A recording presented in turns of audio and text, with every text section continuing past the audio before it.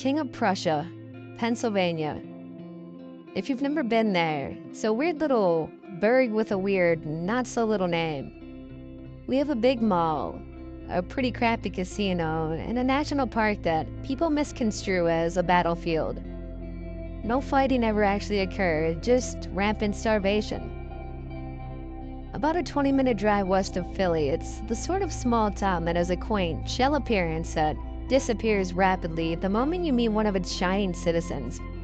As a local reporter, I get to meet a lot of them actually, and some might say, unfortunately. For example, if the crackheads and daytime drunks don't scare you away, our resident boogeyman, Lucid Larry, sure as hell will. A sort of local, wandering curiosity. Larry is actually an okay guy if you manage to talk to him. Unfortunately, he is also a 7-foot-tall schizo that dresses like Slash every single day. He's also known for freaking out at strangers for giving him even the slightest glance. That's sort of the entire area in a nutshell, actually. A strange feeling with a dash of weirdness that will snap at your hand if you get too close. And believe me, Larry isn't even half of it. There's also Textbook Timmy, the guy that sits outside of the movie theater all night long in his idling car, right across the street from Lockheed. Most people think he's homeless, though considering his car seems to be running all the time, I don't know how he affords it. The weird part is that if you get close to him, you notice that Timmy seems to always be reading what looks like an elementary school textbook, complete with smiling children on the cover. And the really weird part is that if you get too close to him, you'll notice the 3 mannequins, an adult in the passenger seat, and 2 kids in the back. Then there's the ice cream man whose truck runs throughout the night all summer long, and I mean throughout the night, usually as late as 2 a.m. Inevitably, the noise will wake up a baby and a few bored-looking cops will show up to write down the complaint. The part that always gets me is twofold. First, absolutely nobody has ever even gotten a lick of ice cream from the guy. And second, whenever the cops show up, after they take down the report, they always say the same thing. If it comes by again, just don't go near it, no matter what. Every single time, I know a few people that have asked why, but they say the cop always just smiles, tips his hat, and wishes them a good night before leaving. And then there's Dave, or rather, the thing that called itself Dave. As I've been told, most of the local kids have come to know him following the incident. Where do I even begin? For starters, nobody knew his age. He looked in the realm of his mid to late 30s, but every so often, a few folks would tell me that he'd make a passing reference to taking a date to see the original Star Wars or how much Vietnam really messed him up. He had a high-pitched voice that I swear you could hear from miles away. You could usually catch him getting drunk with some prostitute at any of the local eateries. All of them gaudy, near-empty franchises like TGI Fridays or Chili's. No hometown places for us. Nobody knew where Dave came from originally, but his wiry hair and pitch-black eyes would always catch the attention of anybody wandering by. He had a habit of latching on to visiting strangers and turning into their best friend within hours. He used to be a regular at the Chili's across from the Motel 6 and would approach any poor soul unlucky enough to be there alone. Once the money was gone, Dave would typically get a little forward. It didn't matter if they were man or woman, young or old. He'd sometimes beg them to let him hang out in their hotel room until the morning. More than one bartender told me he'd typically get kicked out once his maudlin routine usually failed. But those that would leave with him, well, that was the bizarre part. After the incident, he went around inquiring about these visiting friends of Dave at the local hotel. The receptionist and bellhops would always tell me the same thing.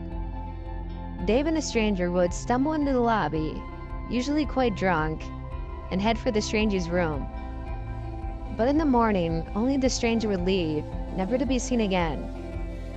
As for Dave, Who knows how he was getting out of these places, but the following night you were sure to find him wetting the old whistle and beginning the entire friendship cycle over again.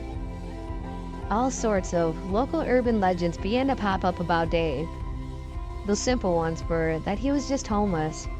Other, more exotic ones spoke of Dave working at Lockheed as a test subject.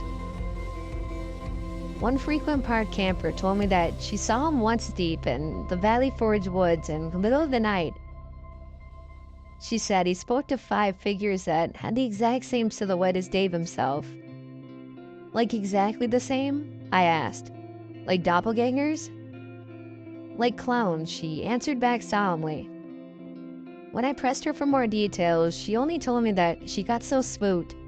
She abandoned her trip, leaving behind all of her equipment and clothes in the process. She got into her car that night to leave, and she witnessed strange lights shining in the sky over the spot she had seen Dave conversing with the figures. The next day, I went to Friday's for dinner with my family. She said in a low, cautious whisper. He was at the bar and nodded once in my direction. He was wearing some of the clothes that I had left behind. But probably the downright weirdest story about Dave concerns the night that he disappeared. The incident, so to speak. Over a year ago, right around Valentine's Day, one of Dave's regular prostitutes appeared at the police station in the early hours of the morning. I was told she was bleeding and scared to death. When the board cops pressed her for details, she claimed she bit Dave in self-defense when he started to get too weird in the backseat of her car at Valley Forge Park. She took off running when he began to bleed oil and laugh like a lunatic. Bleed oil? I would later ask. You're sure of this? Maybe it was just dark inside of the car. Oil, she repeated without batting an eye. I could smell that from a mile away. Dave, now completely naked, chased her through the snow-covered park, intermittently running on all fours.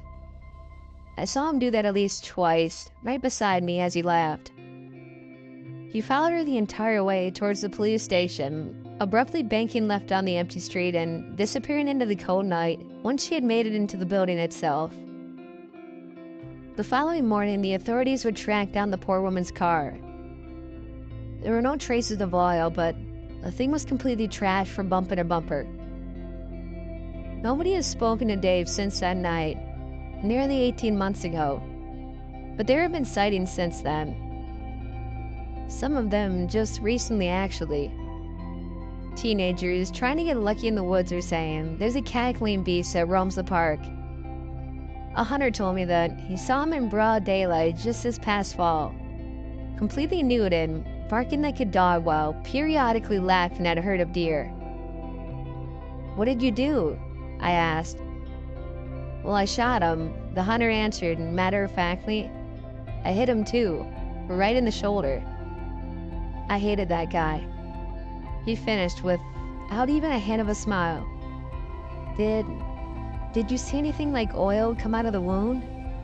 I'd asked, somewhat sheepishly. "No," he said, "but I swear there were sparks before he took off." So where could Dave be? Not entirely sure, but as I sit here, dear reader, in the dark, just outside of my tent in the heart of Valley Forge Park, I can't help but notice every moving figure in the shadows that engulf my campsite, or the lack of nature sounds in the typically bustling woods, or the queer lights that periodically flicker in the sky above, or the fact that every few minutes I can hear someone or something laughing with a high-pitched cackle that sounds all too familiar in the deep, dark distance